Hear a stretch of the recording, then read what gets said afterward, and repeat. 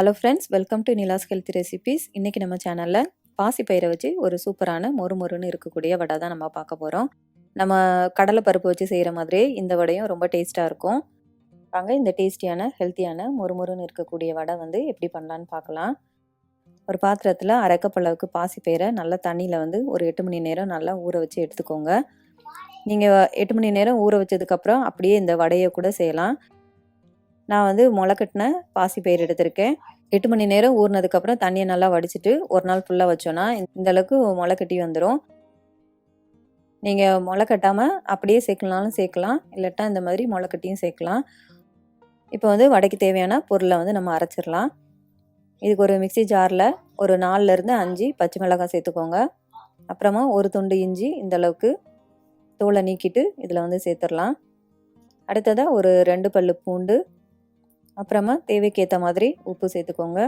இப்போ இந்த பயிரை சேர்த்துட்டு தண்ணி எதுவுமே விட வேண்டியதில்லை. அப்படியே நம்ம கொஞ்சம் குறப்பாக அரைச்சி எடுத்துக்கலாம். மைய அரைக்கணும்னு அவசியம் இல்லை, பருப்பு வடைக்கு நம்ம அரைக்கிற மாதிரியே அரைச்சி எடுத்துக்கலாம்.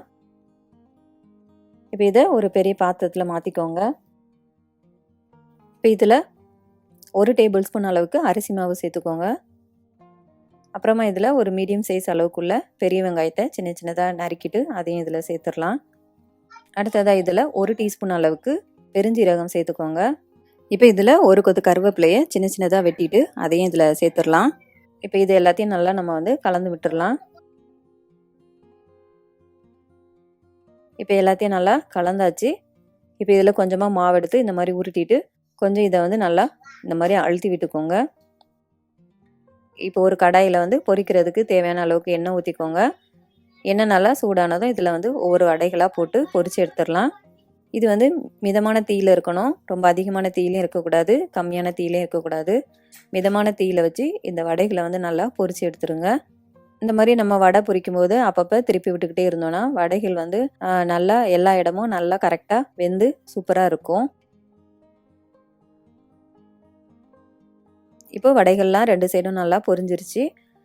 இந்த எண்ணெயிலேருந்து சத்தம் கொஞ்சம் அடங்கினதும் இந்த மாதிரி வடையும் பொன்னிறமாக வந்ததும் நம்ம வெளியில் எடுத்துடலாம்.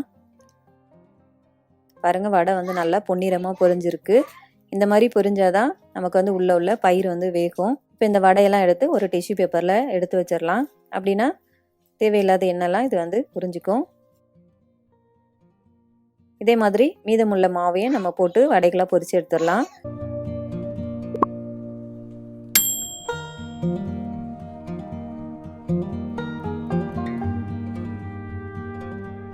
அவ்வளோதான் ஃப்ரெண்ட்ஸ், சூப்பரான மொறுமொறுன்னு வடை ரெடி ஆயிடுச்சு. இந்த வடை கூட காஃபி, டீ, அப்புறமா தேங்காய் சட்னிலாம் வச்சு சாப்பிட்டோன்னா ரொம்ப டேஸ்ட்டாக இருக்கும். கண்டிப்பாக நீங்களும் ஒரு தடவை இதே மாதிரி செஞ்சு பாருங்கள். உங்களுக்கு இந்த வீடியோ பிடிச்சிருக்குன்னு நம்புகிறேன். உங்களுக்கு இந்த வீடியோ பிடிச்சிருந்துச்சுன்னா நிலாஸ் ஹெல்த்தி ரெசிபீஸ்க்கு மறக்காமல் சப்ஸ்கிரைப் பண்ணுங்கள். அப்புறமா என்னோடய ஃபேஸ்புக் பேஜையும் லைக் பண்ணி ஃபாலோ பண்ணிக்கோங்க. தேங்க்யூ.